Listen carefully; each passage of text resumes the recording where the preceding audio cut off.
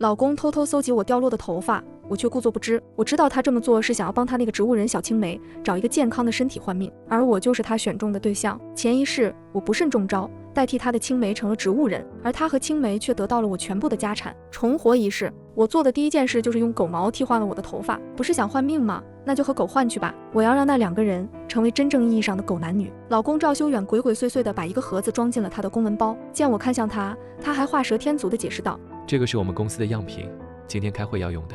我只是哦了一声，并没有说什么，因为我早就知道那个盒子里装的东西是什么了。上一世赵修远拿着那个盒子离开后不久，我就发现自己的灵魂进入到了一个不能动弹的身体里。通过身边人的谈话，我才知道自己身处在一个病房中，而我所在的那个身体正是赵修远那个前不久刚刚变成植物人的小青梅季冬晴。我想大声呼救，但是被困在植物人身体里的我根本发不出任何声音。直到后来我才知道，原来赵修远拿着我的头发做法，让我和季冬晴换了命。季冬晴用我的身体活了下去，而我却只能被困在他这具无法动弹的身体里。那对狗男女还跑到我的病床前炫耀，说他们会拿着我的钱好好享受生活的，还说虽然那具身体里的灵魂换了人，但是身体还是我的。等他们生了孩子以后，也算是有人延续了我的血脉。听到这话，我简直恨得牙痒痒。我明明活得好好的，哪用得着你们去帮我延续血脉？你们算计了我的身体，还指望我对你们感激涕零不成？等我恢复了，看我不把你们这对狗男女烧成灰给扬了。但是可惜我的愿望还没等实现呢，我倒是先被他们烧成灰了。季冬晴说我的灵魂一天不消散，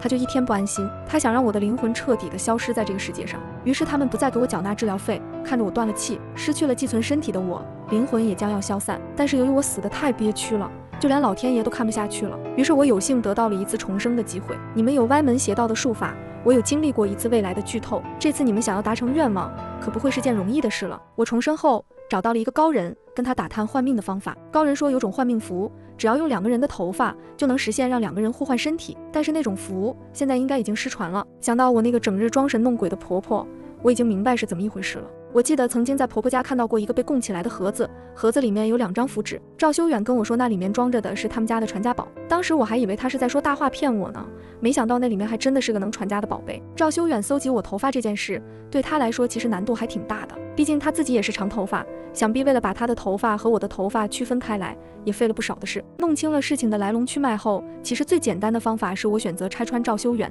并且让他赶紧滚蛋。但是这个换命的方法操作起来太简单了，赵修远很可能会通过别的渠道拿到我的头发，我不能让自己一直生活在随时被人换走灵魂的恐惧当中。而且万一赵修远见我这条路行不通，去祸害别人了怎么办？这样不仅会增加一个无辜的受害者，还会让赵修远和季冬晴的计划成真，那样可就太便宜他们了。于是我决定将计就计，我在小区里面找到了一只丑不拉几的流浪狗，从它的身上剪下来不少狗毛，为了让这些狗毛看起来像是人类的头发，我还特意给那些狗毛染了个色。赵修远刚才拿走的那个盒子里装着的就是被我调包过的狗毛，真期待赵修远做法后的效果呢。赵修远出门后，我找到那只流浪狗，并把它领回了家。想到季冬晴由人变成狗会不太适应，如果再换了性别，那他就更加无法接受了。于是我为他精心地挑选了一只母狗，看我多贴心。那只流浪狗安静地吃着我给它准备的食物，突然间它就像是换了一只狗一样，疯狂地乱叫。我知道赵修远已经做完了法，季冬晴和这条狗换命成功了。不过此时的赵修远以为和季冬晴换命的是我，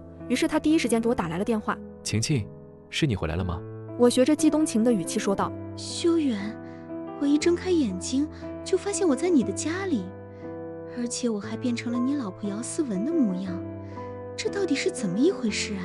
赵修远完全没想到我会装季冬晴骗他，他竹筒倒豆子似的把事情全交代了。之前不是让你趁乱把姚思文给推下楼吗？但是你没站稳，姚思文没掉下去，反而是你从楼上摔了下去，摔成了植物人。医生说了，你已经没有恢复的可能了。我哪能忍心眼睁睁地看着你就那么离开我？于是我求了我妈，让她把祖传的换命符给了我，让我帮你和姚思文换命。反正我早就想让他死了。赵修远这么热络的话听得我心中是一片寒凉。原来赵修远早就想置我于死地了，原来季冬晴会变成植物人是因为他害我不成反遭报应。本来我还对我的报复行为感到一丝愧疚，但是现在看来，只能说我之前的做法都太温和了。没关系，我现在想通了也不迟。我故意抱怨道。可是我一直都看姚思文不顺眼，我在他的这个身体里，我觉得哪都别扭。你说你都找人给我换命了，就不能换个美女大明星的命给我吗？祖宗啊，现在是挑挑拣拣的时候吗？再说了，我也没有机会拿到大明星的头发呀。你到了姚思文的身体里，不仅能重获健康，还能名正言顺地拿到他的家产，这不是一举两得吗？我们可以慢慢来，先给你换一个健康的身体，等以后有合适的机会了，再给你换成其他人的。我手里面还有一张符纸呢。我笑着说，那我到时候可要好好选一选。我现在正开车呢，马上就到家了，电话先挂了吧，等我到家后当面说。挂了电话以后，我看到有着季冬晴灵魂的那只流浪狗非常的激动，一直冲着我汪汪叫，看来这是能听得懂人话呀，那就太好了，它越明白也就会越痛苦。我对季冬晴说，怎么只许你霸占我的身体，不许我借用你的身份吗？季冬晴汪汪地叫着，以此来发泄着对我的不满。看他的叫声对我没有任何的影响，于是他开始用行动来捣乱。他想要掀翻桌子来表达他的愤怒，奈何他低估了狗和人之间力量的差距。他不仅没把桌子掀翻，反而是让自己摔了一跤。但是他适应的还是挺快的，他立刻发挥了自己爪子的优势，在家里的各个地方到处乱挠，还把茶几上的东西都扔到了地上。正在他累得气喘吁吁的时候，门口传来响动，原来是赵修远回来了。见到赵修远，季冬晴立刻冲了上去，他咬着赵修远的裤脚，汪汪汪的就开始告起了状。但是人狗殊途，赵修远根本听不懂季冬晴在说什么。赵修远问我，这条脏兮兮的狗是从哪里来的？我使劲地揉了下眼睛，让自己的眼睛变得通红。我说，我看它就在我们家门口来回转悠，觉得它有点可怜，于是我就把它放了进来，给它喂点吃的。没想到它的防备心那么重，把家里弄成了这个样子。修远，对不起啊，我也不知道事情会变成这样的。我这么柔弱且做作的表现让赵修远愉悦地笑了起来，他捏着我的脸颊说，晴晴又有什么错呢？只能说晴晴太善良了。我内心呸了一声，哪个善良的人会去谋财害命？你们可真会往自己的脸上贴金。但是我却没有表现出来，而是面露欢喜地说，修远，我和这只小狗还挺投缘的，我们再给它一次机会吧，我会好好教育它的。如果它再不听话，我们再把它送走好不好？就送去狗肉馆吧，它能够成为别人的盘中餐，也算是它不枉在这世间走一遭了。听到我这么说，季冬晴突然变得安静了，他知道我真的能干出来把他送到狗肉馆的事。他不过是一个畜生而已，你想怎么安排都听你的。姚思文的灵魂在我的身体里，有没有发生什么异常？我刚刚做法给你们换命的时候，检测仪器确实显示他的脑电波有异常，但他现在被困在植物人的身体里，什么都做不了，你就放心吧。我故作遗憾地说，那个身体陪伴了我20几年，就这么离开了，我还有些舍不得呢。没有行动力的身体还要他做什么？我喜欢的是你的灵魂，又不是你的身体。别说你只是换了另一个人的躯壳，就算是你变成了猫猫狗狗，我还是会爱你的。季冬晴听了这话，汪汪地呜咽着，看样子还挺感动的。修远，既然你有换命的办法，那姚思文的亲朋好友会不会也有人会换命啊？万一再把我和姚思文换了过来，那可怎么办啊？我可不想下半辈子都躺在床上度过。应该不会吧？我不确定地说，不怕1万，就怕万一。反正住院的费用挺高的，我们直接放弃治疗吧。只有他的灵魂消散了，我才能安心。听我这么说，赵修远犹豫很久后也下定了决心。他说，行，都听你的，只要你不会舍不得那个身体就行。我确实是不会舍不得，但是明显季冬晴不这么想，他还打算用那个身体帮他恢复呢。于是他冲到了我的跟前，想要撕咬我来表达他的抗议。赵修远一把就把他从我的身上拎了下来。他说，这条疯狗太危险了，还是把它送走吧。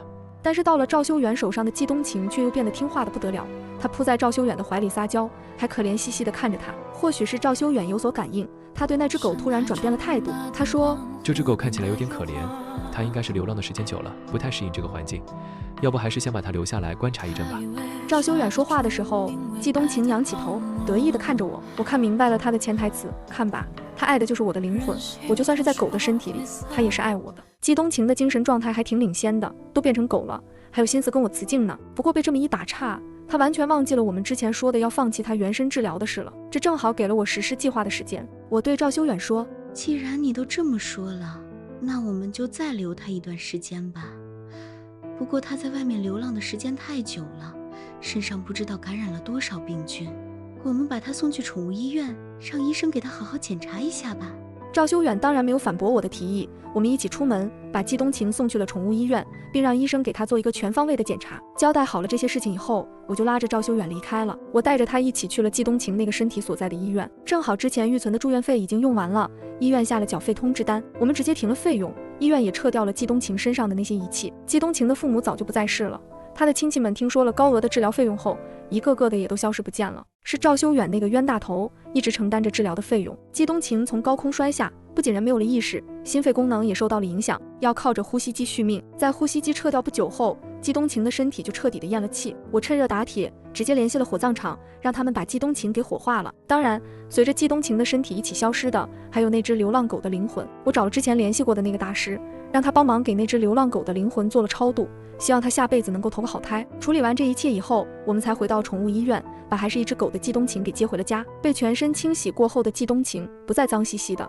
看起来甚至还有些可爱，所以赵修远对他是更加亲近了。我们回到家以后，赵修远忙着做晚饭，我利用这时间洗了个澡。要说赵修远这个人对季冬晴深情吧，他竟然没察觉到在我身体里的并不是季冬晴的灵魂。若是说不够深情吧，他竟然能为了季冬晴这个人亲自下厨。要知道，在我还是姚思文那个身份的时候，他可是连泡个方便面都不愿意为我做的。我把季冬晴关在了卧室里，自己则是美美的泡了个澡。等我洗完澡出来的时候，看到的是一地的狼藉，床上的被子都被季冬晴咬烂了，布料也被撕成了一块一块的，里面的棉絮也都被翻了出来，梳妆台上摆着的那些东西也都被扔到了地上，瓶瓶罐罐里的东西洒了出来，混合在了一起。衣柜里的那些衣服也都不能幸免，不仅被咬坏了，还有被尿过的痕迹。我大叫一声：“你这个畜生，看我今天要怎么收拾你！”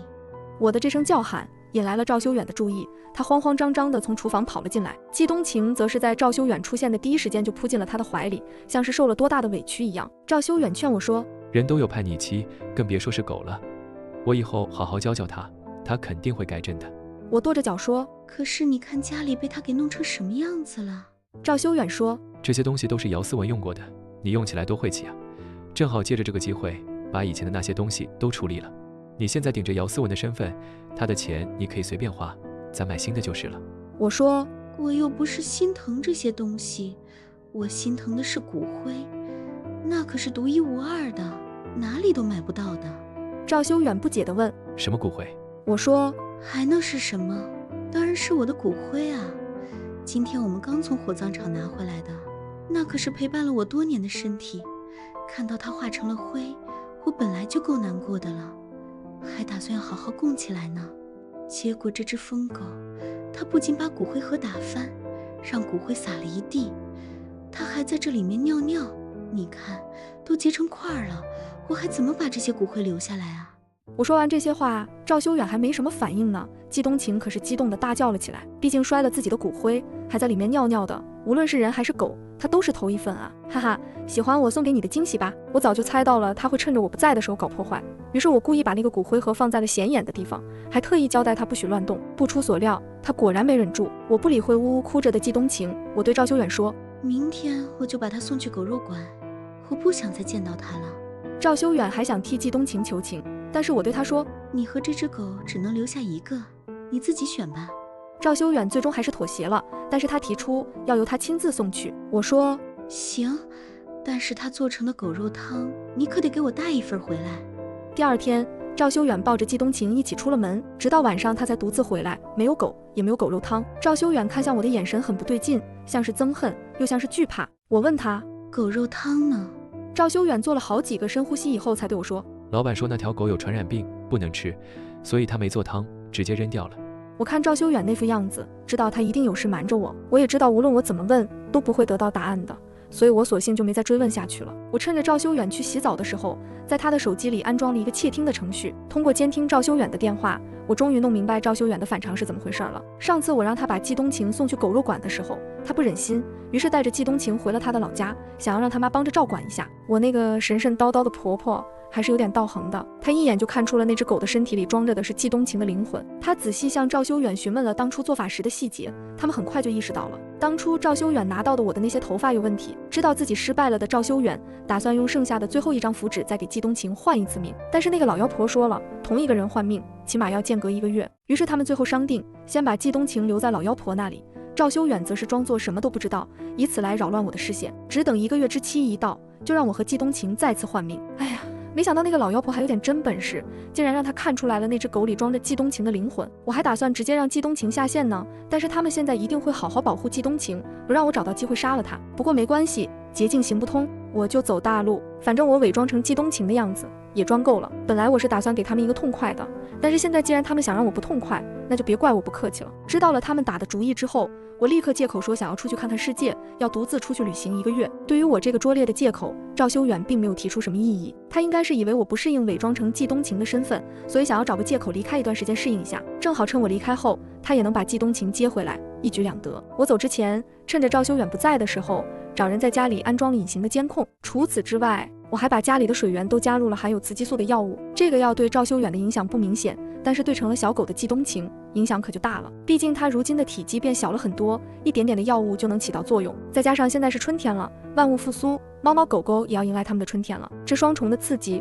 哪只狗能忍得了啊？我利用这段时间真的出了趟远门，去了一个风景秀丽的旅游城市。整日里我除了游玩，就是通过监控观看赵修远和季冬情的日常。我眼看着季冬情变得日益狂躁，不停地往赵修远身上扑。赵修远开始时没明白是怎么回事，但是随着季冬情努力要扒下他的裤子，赵修远终于意识到了事情的不对。他没想过他们喝的水会有问题，但是他觉得季冬情现在是一只狗，所以是被动物的本能给影响了。不过季冬情变成了一条狗，赵修远可没有。虽然赵修远在本质上是个畜生，但是和畜生交配这种事他还是干不出来的，即使是那条狗里面有着他喜欢的灵魂。于是赵修远落荒而逃了。赵修远跑了之后，季冬情就更加暴躁了，于是他也跑了出去。在以后的事，我是在小区的业主群里了解到的。某位邻居发了一张季冬情的照片，并物业。小区里进来了一只发了疯的流浪狗，见到公狗就往上扑，还做出要交配的动作，太恶心了！你们赶紧把这个流浪狗给赶出去。我家大王可是高贵的品种，可不是什么低贱的狗都能来沾边的。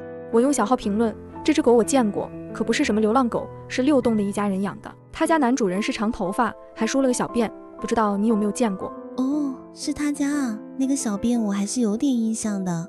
他家是怎么回事啊？养了条这么丑的狗就算了，还不好好看住。今天是出来骚扰狗，谁知道明天会不会出来咬人啊？我问，那条狗去哪里了？大家帮忙找一找啊，万一他对别的狗用强怎么办啊？狗狗的尊严也是要保护的。小区里的狗看都不像那只丑狗，但是有几只流浪狗好像还挺感兴趣的。他现在应该是跟那几只流浪狗去干下做事去了。我说，这光天化日的，就算是你情我愿的也不行啊，要是被小区里的小孩子看到，多辣眼睛啊！我拼命的物业和赵修远，让他们赶紧管管。赵修远没回话，不知道是没看到还是没顾得上回话，但是物业出来表示会立刻找人处理的。我算着时间，季冬情跑出去已经快2个小时了，该干的和不该干的应该都已经干得差不多了。这个时候让更多的人知道的他的糗事，比让他继续发春会更加的有趣。没过多久，物业就在群里公布了事件的最新的进展，说他们已经找到了季冬情，但是因为当时2只狗正在交配，被物业工作人员打断后出现了锁结的现象，暂时没办法分开。他们已经找人把现场围住了，不会让小孩子看到的，请大家放心。这话一出，群里的人都沉默了。养过狗的都知道什么是锁结，没养过狗的百度了一下以后也震惊了，大家都不知道说什么好，于是纷纷跟着赵修远。因为我大号的微信并没有在这个业主群，所以我倒是幸免于难了。但是经过这件事以后，季冬情在小区里有了新的名字，小便家的那只疯狗。赵修远是很晚的时候才到家的，他抱着刚刚被蹂躏过的季冬情，露出了一副被戴了绿帽子的落魄神情。季冬情的毛都被薅秃了，可见刚刚的战况有多么激烈。季冬情的神智也恢复了正常，他作为人类的灵魂在不停地反思和自责，他无法接受自己跟公狗交配了，就算是他用了一个狗的身体也不行。赵修远絮絮叨叨地说着安慰的话，也不知道他是在安慰季冬情还是在安慰他自己。没关系的，等你和姚思文换了身体就好了，到时候你就有了一个干净的身体了。这个被糟蹋过的身体就留给姚思文，那些不好的记忆也都一起留给他，你就能变得干干净净的了。今天发生的这些事都不是你的错，因为你现在被困在一个牲畜的身体里，所以这都是牲畜的本能做出来的。季冬情对着赵修远呜呜叫，算是对他的回应。不过赵修远和季冬情都知道，今天这件事刻在他灵魂里的烙印，他是永远都洗不掉了。赵修远不想再提起这个伤心事了，于是他转换了话题，他说起了第2次换命的事。符纸只剩下最后1张了，这一次我一定要好好筹谋，确保万无一失。上次被姚思文钻了空子，让他有机会换走我提前准备好的头发，这次我可要吸取上次失败的教训，我不能提前搜集他的头发了，我要当场把他的头发剪下来。上次我不知道他是从什么时候开始觉察了我的计划，让他做出了应对，但是这次就不一样了，他现在并不知道我已经看穿了他的真面目。并不会对我有所防备。我看他这次要怎么跟我斗。哈呵，我真是佩服赵修远的自信。我重生虽然是不长智商，但是长经验啊，我都知道他的计划了，我还能让他如意吗？那我们就拭目以待，看看谁能斗得过谁了。临近1个月之期的时候，赵修远特别殷勤地给我打电话，说他想我了，让我赶紧回去。我也想着一次性解决麻烦，所以我和他定好了回去的时间。我到家的时候，看到赵修远独自一人坐在沙发上，并没有看到季冬晴的身影。也是按照赵修远上次的说法，季冬晴已经被狗肉店给杀了，哪里还能再出现呢？为了不引起我的怀疑，他让季冬晴躲到了书房里。虽然我每天都能在监控里看到赵修远，但是我还是要装作和他1个月都没有见到的样子。我惊讶地说：你的头发怎么剪短了？你不是说你那个小辫是有讲究的，会忘你，所以才留着的吗？赵修远尴尬地说：我觉得那都是骗人的东西，我留了小辫以后也没觉得多顺利，反而因为我留了长头发总被人取外号，我正好想换个造型，就把头发剪掉了。你这不是也换了新发型吗？呵呵，不是给他起外号，是给季冬晴起外号吧？季冬晴的照片已经在小区群里流传开来了，但是很多人对于狗的长相其实是分不太清楚的。不过赵修远可就不一样了，他那个标志性的小辫和季冬晴一起出去，别人就都知道季冬晴就是那条发情的疯狗了。这种事对狗没什么伤害，但是拥有人类灵魂的季冬晴可就受不了了。赵修远又不能一直把季冬晴关在家里，只要出门就难免被人认出来，所以他才决定把他那个标志性的小辫给剪掉的。之前我大号在业主群里，经常有人艾特我说些鸡毛蒜皮的事，我嫌烦就退出了业主群，把赵修远拉了进去。所以赵修远一直认为我不知道业主群里发生的事，也不知道季冬晴还活着。我们2个人虚伪的互相关心了一下，然后赵修远就准备进入到今天的正题了。他拿出了一个盒子，里面装着一只发夹，说是特意为我挑选的，要亲手帮我戴上。我仔细一看，那个发夹满满的廉价感，售价应该不超过20块，都不一定有装他的那个盒子贵呢。办这么大的事，怎么连道具都不好好准备一下呢？我这是早知道他的打算了，我要是不知道，我肯定不会同意他把那个破发夹戴到我的头上的。赵修远拿起发夹后，我隐约看到了他还从盒子里拿出了一把小剪刀，再然后就看到他从我的头上剪下来一大绺头发。我惊呼：赵修远，你有病啊！你剪我头发干什么？赵修远说：你说呢？姚思文。我慌乱地说：你在胡说什么？我是季冬晴啊！你是不是想姚思文了，所以不自觉地叫出了他的名字？这个时候季冬晴也从书房里冲了出来，冲我汪汪地叫着。我说：怎么会？他不是死了吗？赵修远说：姚思文，我真没想到你是一个这么恶毒的人，你竟然让晴晴和一只狗换命。我索性摊牌：赵修远，你这话说的可真有趣。那是我给他换的命吗？不是你给他换的吗？赵修远说：胡说，我明明是要他和你换命的，都怪你，不仅让晴晴困在一只狗的身体里，还让她遭受到那么不堪的事，都怪你。我说：是什么不堪的事呢？你是说他像是只疯狗一样到处找公狗交配的事吗？虽然我觉得这种事有悖公序良俗，不过我还是挺同情他的。见我提起了季冬晴的伤心事，赵修远更加的暴躁了。赵修远说：姚思文，本来我还能给你换到人的身上，但是现在你只能变成一只狗，这一切都是你自找的。你不仅会变成一只狗，还是一只被很多野狗糟蹋过的狗。不过你放心，我会好好养着你的，我是不会便宜你，让你轻生的。说完，赵修远就从季冬晴身上剪下来一撮狗毛，把那狗毛和刚才从我头上剪下来的头发用符纸包住，点一把火给烧掉了。然后惊人的一幕就发生了。当然，这惊人的一幕和我并没有什么关系，我还是我。不过季冬晴和赵修远的灵魂倒是掉了个，季冬晴到了赵修远的身体里，而赵修远则是到了那只狗的身体里。看到那一人一狗不可置信的样子，我缓缓地拿下了我头发上的假发套。我说：很惊讶吗？我能防得了你第1次，就能防得了第2次。我这个假发可是特制的，用的就是你剪下来的那些头发。幸亏你的头发够长，不然我还做不成这个假发套呢。虽然我花了大价钱，不过这个效果还不错呢。刚才你说什么来着？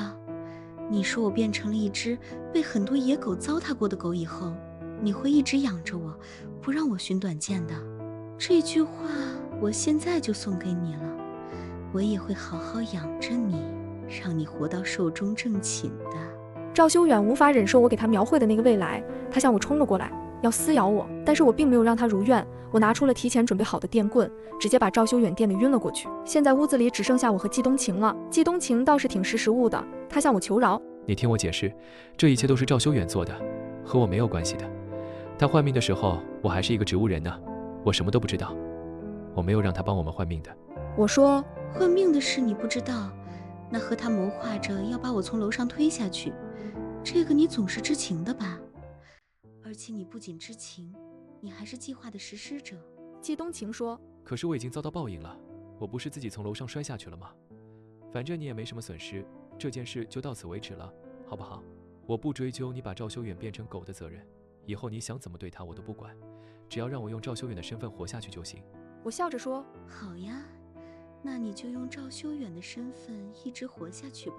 听我这么说，季冬晴舒了一口气，但是他并有没高兴多久，因为警察上门了。赵修远先生，我们接到报案，有证据表明你参与了一起谋杀案，现在需要你跟我们一起去警察局配合调查。我适时地对季冬晴解释，就是我报的案，赵修远，你和季冬晴密谋杀害我的事，我已经找到了关键证据，你们密谋的过程已经被监控视频完完整整地记录了下来，我已经把证据提交给了警方。虽然季冬晴已经死了，但是你还活着，你会受到法律的制裁的。季冬晴崩溃的大叫，不要找我，我不是赵修远，那只狗才是。你们去抓那只狗，赵修远用手段和我换了命，其实我只是一只狗的。不信的话，我叫2声给你们听听，汪汪汪。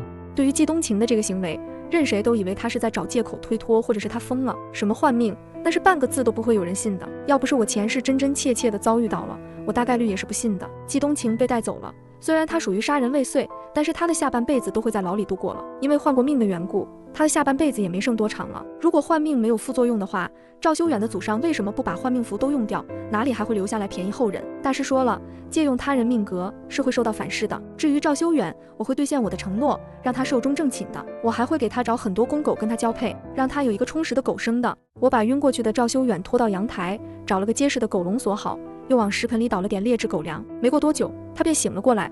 狗身里的他满眼猩红，疯狂扑撞笼门，喉咙里发出凶狠的低吼，却只换来细碎的汪汪声。我靠在门框上，看着他徒劳挣扎，嘴角勾起一抹冷笑。这时手机弹出警局消息，说季冬晴在审讯室里彻底疯魔，一会儿喊自己是狗，一会儿又哭诉换命的真相。没人相信他的鬼话，反倒坐实了他精神失常却蓄意杀人的罪名。我放下手机，走到狗笼前，轻轻敲了敲铁栏杆。赵修远，这都是你应得的。笼里的他愈发暴躁，却连我的衣角都碰不到。我转身走进屋，拨通了宠物市场的电话，语气平淡，帮我挑几只健壮的公狗，越凶越好，送到我家来。挂了电话，我望向阳台，眼底再无半分波澜。这一世欠我的，你们终究要连本带利，一一还清。